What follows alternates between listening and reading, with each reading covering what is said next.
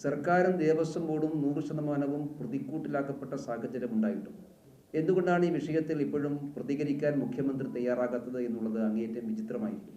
ബഹുമാനപ്പെട്ട കേരള ഹൈക്കോടതി ഈ കാര്യത്തിൽ അർത്ഥശങ്കക്കടയില്ലാത്ത വിധം വ്യക്തമാക്കിയിട്ടുള്ളൊരു കാര്യം സ്വർണം മോഷണം പോയി എന്നുള്ളത് തന്നെയാണ്. മോഷണം പോയതല്ല, മോഷ്ടിച്ചതാണ് എന്ന് തന്നെയാണ് കോടതി പറഞ്ഞിട്ടുള്ളത്.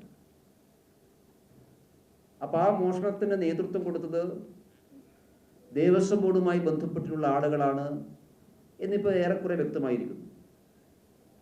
ദേവസ്വം ബോർഡിൻ്റെ അനുവാദത്തോടെയും സഹായത്തോടെയും അറിവോടും കൂടിയാണ് ഈ സ്വർണ്ണപ്പാളികൾ അവിടുന്ന് എടുത്തു കൊണ്ടുപോയിട്ടുള്ളത്.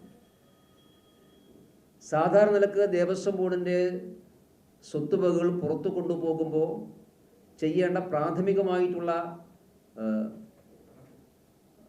തയ്യാറെടുപ്പ് പോലും, പ്രാഥമികമായിട്ടുള്ള നിബന്ധനകൾ പോലും പാലിക്കപ്പെട്ടിട്ടില്ല.